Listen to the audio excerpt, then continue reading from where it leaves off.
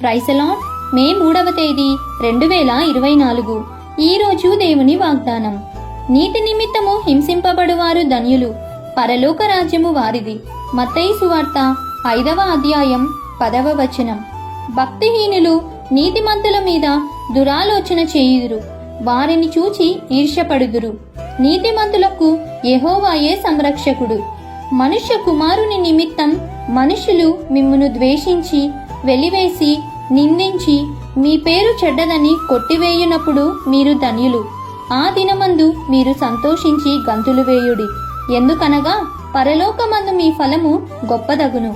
కాబట్టి మనకు కలిగిన శ్రమను బట్టి బాధించక, ప్రభువు మేలు కొరకు ఎదురుచూచువారంగా ఉండాలని కోరుతూ, ఈ దిన వాగ్దానం మీ అందరి జీవితంలో నెరవేరాలని కోరుకుంటూ, దేవుని సువార్త పరిచర్యలో మీ సహోదరి.